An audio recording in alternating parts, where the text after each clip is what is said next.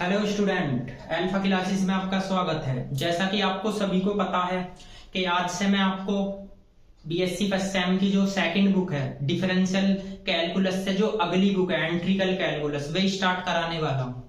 मैंने आपसे स्टार्टिंग से बोला भी था कि जैसे ही आपकी डिफरेंशियल कैलकुलस स्टार्ट होगी उसके जस्ट बाद से मैं एंट्रिकल कैलकुलस स्टार्ट करा दूंगा। देखो, आप बोर्ड पे कुछ टॉपिक देख रहे होगे एंट्रिकल कैलकुलस के। आज मैं इस वीडियो में आपको सबसे पहले तो इसके इंट्रोडक्शन के बारे में बताऊंगा, उसके बाद इसमें क्या क्या टॉपिक इंपॉर्टेंट है भी बताऊंगा, उसके बाद इसके सिलेबस के बारे में डिस्कस करूंगा और मैं पहले कौन कौन से चैप्टर कराऊंगा उसके बारे में डिस्कस करूंगा और उसके सिलेबस के बारे में ये भी मैं आपको बताऊंगा कि इसमें कौन कौन से चैप्टर इंपॉर्टेंट है, कौन कौन से चैप्टर एग्जाम में ज्यादा आते हैं, कौन कौन से चैप्टर एग्जाम में कम आते हैं और उसके एक एक चैप्टर के बारे में ये भी आपको बताऊंगा कि किस चैप्टर से कौन सा क्वेश्चन या कौन सा टॉपिक किस मेथड पे बेस होता है। ठीक है, तो आप मेरी बात पहले ध्यान से सुनना। ठीक, तो ये जो आज का मेरा फर्स्ट लेक्चर है एंट्रिकल कैलकुलस का, ये बड़ा ही इंपॉर्टेंट है। इसको आप जब कंप्लीट देख लोगे उसके बाद आपको इस बुक के सारे सिलेबस और सारे टॉपिक के बारे में सब कुछ जानकारी हो जाएगी। ठीक, देखो जैसे बोर्ड पे आपके कुछ टॉपिक लिख रहे हैं, बुक नंबर है सेकंड एंट्रिकल कैलकुलस, फर्स्ट है आपकी डिफरेंशियल कैलकुलस। एक चीज और बताऊं, दोनों का कंबाइंड पेपर होता है 75 नंबर का। ठीक है ना, अब ये नहीं पता कि इस बुक में से ज्यादा क्वेश्चन आते हैं या उस बुक में से ज्यादा क्वेश्चन आते हैं, तो ऐसा कुछ नहीं बोल सकते कि इस बुक में से पेपर लगता है या फर्स्ट वाली बुक में से पेपर लगता है। दोनों से एवरेज पेपर आता है। कभी ऐसा होता है एक दो क्वेश्चन इससे फालतू आ जाते हैं, कभी ऐसा होता है एक दो क्वेश्चन उससे फालतू आ जाते हैं। तो आपको दोनों की दोनों बुक अच्छी तरीके से कंप्लीट करनी है, सबसे पहली बात तो ये। और एक बात मैंने अभी आपके सामने एक बात बताई है कि दोनों का कंबाइंड पेपर होता है 75 नंबर का। इस 75 नंबर के पेपर में आपकी फर्स्ट बुक भी आएगी और सेकंड बुक भी आएगी और एक ही पेपर होगा। ठीक, अब देखते हैं इसके सिलेबस के बारे में। देखो, जो इसका सिलेबस है आपके बोर्ड पे जो कुछ टॉपिक लिख रहे हैं, ये टॉपिक मैंने सीरीज वाइज लिख दिए 1 से लेकर 14 तक। आपकी किताब में यूनिट वाइज है, तो यूनिट वगैरह को सब छोड़ो। ठीक है ना, आपको करने हैं सारे के सारे टॉपिक ही मैं कराऊंगा और सारे के सारे टॉपिक ही आपको करने हैं। ठीक, सबसे पहली बात आती है, देखो ये डेफिनेट एंट्रिकल्स या डेफिनेट एंट्रिकेशन भी इसे बोलते हैं। ये चैप्टर बड़ा इंपॉर्टेंट है, इस किताब में ये चैप्टर सबसे ज्यादा इंपॉर्टेंट है। इस चैप्टर के अंदर क्या है, आपने 12th क्लास में कुछ प्रॉपर्टी पढ़ी होगी फाइनाइट एंट्रिकेशन की, यानी निश्चित समाकलन की। वे 6 जो प्रॉपर्टी है जिन्हें हिंदी में परगुण भी बोलते हैं और इंग्लिश में प्रॉपर्टी बोलते हैं, उसी के सारे रिजल्ट आपके इस वाले चैप्टर में लगेंगे। ठीक है ना, वे 6 के 6 रिजल्ट, और इस चैप्टर में है कुछ नहीं, केवल आपको फाइनाइट एंट्रिकेशन करना है बस। और इस चैप्टर से आपका एक क्वेश्चन हर साल आता ही है। ठीक है ना, इसमें लगभग 3 एक्सरसाइज है, जिसमें से आपकी फर्स्ट एक्सरसाइज सबसे ज्यादा इंपॉर्टेंट है। ठीक, फर्स्ट एक्सरसाइज और थर्ड एक्सरसाइज। जो आपकी सेकंड एक्सरसाइज है वो इतनी इंपॉर्टेंट नहीं है। तो इसके अंदर आप सारे फाइनाइट यानी जो आपने फाइनाइट एंट्रिकेशन पढ़े हैं, निश्चित समाकलन के इस टाइप के क्वेश्चन 0 to π/2 fx और dx, इस टाइप के क्वेश्चन आप सारे के सारे इस चैप्टर के अंदर करोगे। ठीक, और इसमें 12th क्लास की प्रॉपर्टी ही यूज होगी सारी की सारी। ठीक है, इसके बाद आते हैं अगले चैप्टर पे। देखो, ये चैप्टर होता है राइमन एंट्रिकल, या कुछ लोग इसे रीमान एंट्रिकल भी बोलते हैं, रीमान एंट्रिकेशन भी बोलते हैं या राइमन एंट्रिकेशन भी बोलते हैं। ये टोटल जो चैप्टर है ये थ्योरी का है, यानी थ्योरेटिकल है। ये चैप्टर आपका सबसे अलग है। इसमें आपके सेट की जानकारी, सबसेट की जानकारी और सब इंटरवल, ठीक, पार्टीशन, उन सब की जानकारी इसके अंदर है। और इसमें कुछ एंट्रिकेशन के क्वेश्चन भी है, लगभग 3 टाइप के क्वेश्चन है, एक एक्सरसाइज है। तो एक साल ऐसा हुआ था कि लगभग सारा पेपर इसी में से बना दिया था टीचर ने, इस चैप्टर में से ही, मतलब मैक्सिमम क्वेश्चन ज्यादातर इसी चैप्टर में से आए थे। और ये चैप्टर काफी इंपॉर्टेंट भी है क्योंकि इस चैप्टर से हर साल एक क्वेश्चन पूछा जाता है। इसके बाद आते हैं इस थर्ड चैप्टर पे। देखो, ये थर्ड चैप्टर है जो एंट्रिकेशन अंडर द एंट्रिकेशन, या इसे फाइनाइट एंट्रिकेशन का पार्ट्स भी बोल सकते हो। ये इतना इंपॉर्टेंट नहीं है। ठीक, इसमें केवल एक एक्सरसाइज है, ये इससे लिंक है। केवल इसके अकॉर्डिंग ही ये चैप्टर चलेगा। कुछ टीचर इसको पहले करा के इसको उसके बाद में कराते हैं, इसको फिर बाद में कराते हैं, ठीक है ना। तो ये चैप्टर इतना खास नहीं है, एक ही एक्सरसाइज, इसमें काफी लेंथी क्वेश्चन है, एग्जाम के पॉइंट ऑफ व्यू से इतने खास नहीं, लेकिन मैं इस चैप्टर को जब भी आपको कराऊंगा इसमें भी आपके फाइनाइट इंट्रीगेशन के ही सवाल है इससे रिलेटेड, तो ये इतना इंपॉर्टेंट नहीं है। अब आता है इम्प्रॉपर इंट्रीगेशन। देखो यो इम्प्रॉपर इंट्रीगेशन है, ये भी इंपॉर्टेंट है। इसमें 2 एक्सरसाइज है। पहली एक्सरसाइज तो लगभग आप 1 मिनट में कर दोगे, उसमें तो कन्वर्जेंट और डाइवर्जेंट के बारे में बताना। जो दूसरी एक्सरसाइज है उसे करने से पहले आपके इसमें कुछ टेस्ट होते हैं, जैसे कंपैरिजन टेस्ट है, जैसे उसमें पढ़े हैं ना आपने डिफरेंशियल कैलकुलस, जो आपकी फर्स्ट बुक है, इसमें इनफाइनाइट सीरीज है, उसमें भी कुछ आपके टेस्ट है। तो ऐसे ही टेस्ट इसके अंदर है। उसके टेस्ट और इसके टेस्ट में अंतर क्या है? उसके टेस्ट जो लगते हैं वो सीरीज पे लगते हैं, और इसके जो टेस्ट लगेंगे वे एंट्रीकेशन पे लगेंगे। तो इस चैप्टर में जो सेकंड एक्सरसाइज है वो बहुत इंपॉर्टेंट है। उसमें सारे एंट्रीकेशन के टेस्ट है। आपको टेस्ट पढ़ना है, म्यू टेस्ट पढ़ना है, डीएल नंबर रेशो टेस्ट पढ़ना है, डिरिचले टेस्ट पढ़ना है, एबल टेस्ट पढ़ना है, ठीक।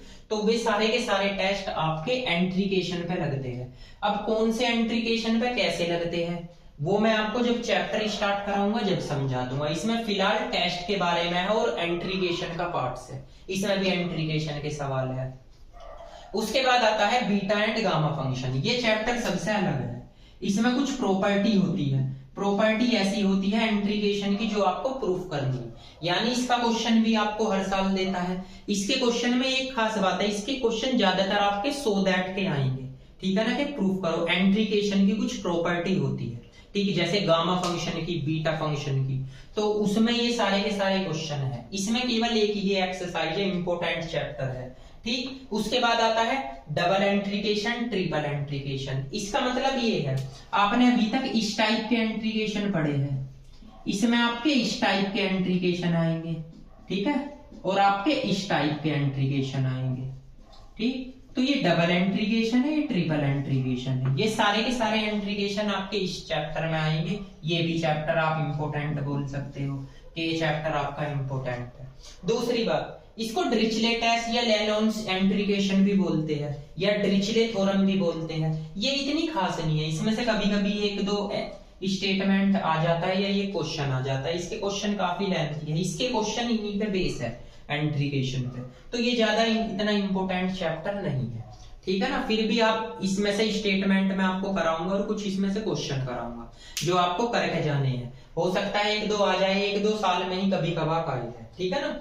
उसके बाद आता है ये वाला चैप्टर, ये रेक्टिफिकेशन और वॉल्यूम और सरफेस वाला। देखो ये दोनों चैप्टर इंपॉर्टेंट जरूर है आपका। अगर ये चैप्टर इंपॉर्टेंट है, ठीक है ना, तो ये चैप्टर इतना खास नहीं है, ठीक, क्योंकि वॉल्यूम और सरफेस वगैरह आप इसमें पढ़ लोगे, ग्रीन्स और स्टोक थ्योरम में, ठीक। तो इसके ना देगा टीचर, इसके जरूर देता है, ठीक। इसमें आपका क्या निकालना पड़ता है, इसमें surface area, common surface area, वे सब टॉपिक इसके अंदर है। थोड़ा थ्योरेटिकल है, ये मैनिपुलेशन का पार्ट से बोला जाता है, जो मैनिपुलेशन का पार्ट है, ठीक। तो ये इंपॉर्टेंट है, ये इतना खास नहीं है ये जो टॉपिक है, ठीक है।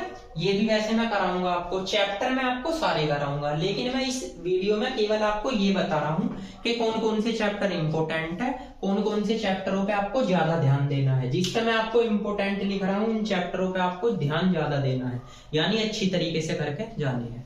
अब आते हैं इधर, देखो इसके बाद मैंने यहाँ पे लिख दिए चैप्टर नंबर 10। ये सारा वेक्टर का पोर्शन है, और वेक्टर का पोर्शन आपको करना जरूर है। एक चीज और बताऊं, जिसने ये आपके चैप्टर अच्छी तरीके से कर लिए, उसकी जो है ना फिजिक्स, इस सेमेस्टर की जो फिजिक्स है वो बस ये समझ लो, फर्स्ट जो फिजिक्स है आपकी इस सेमेस्टर की, जो है ना मैथमेटिकल जो फिजिक्स है आपकी फर्स्ट, वो सारी की सारी इन चैप्टर पे ही बेस है, ठीक। तो ये चैप्टर आप अगर अच्छी तरीके से कर लो तो ये समझ लेना आपकी इस सेमेस्टर की जो फर्स्ट बुक है वो कंप्लीट होगी, ठीक है। कैसे?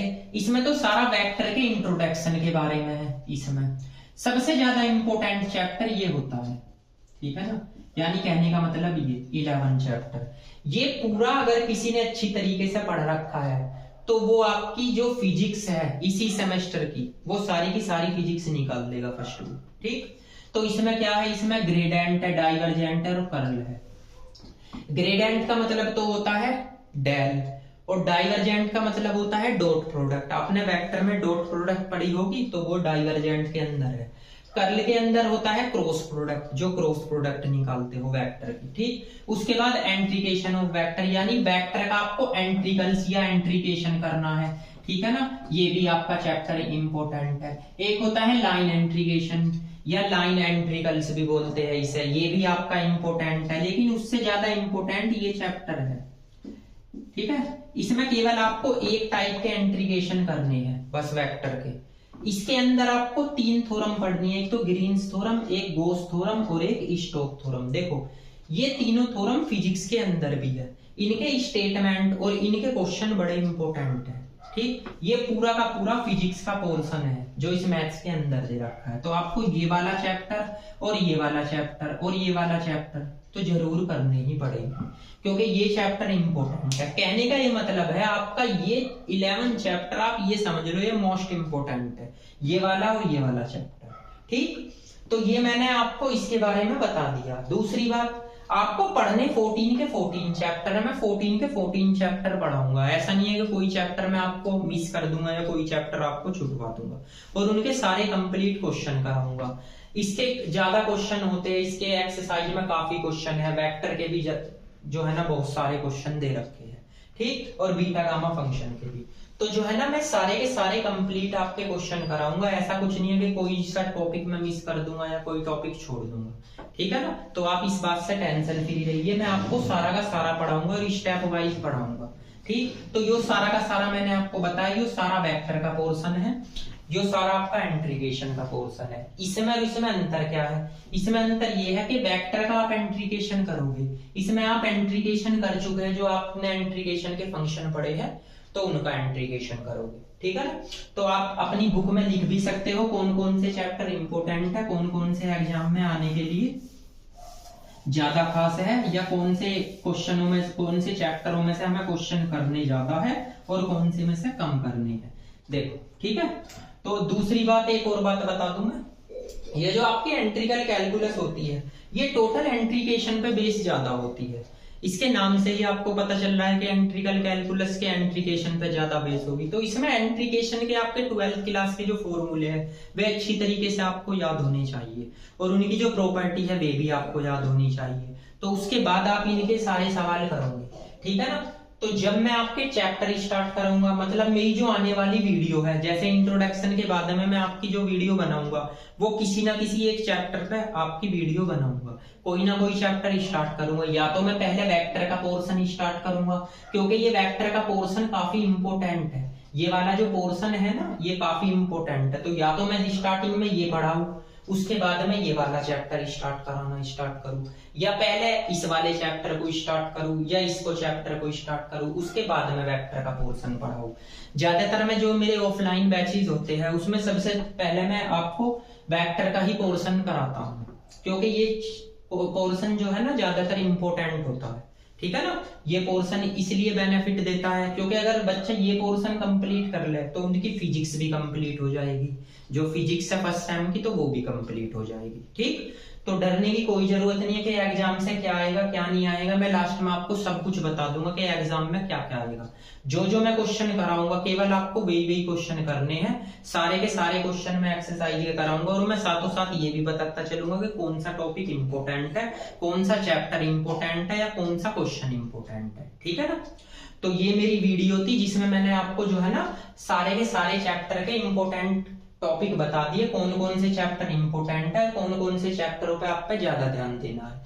लगभग ये वाले चैप्टर जिन पे इंपॉर्टेंट लिख रहा है ये वाले चैप्टर आपको अच्छी तरीके से करने हैं, ठीक।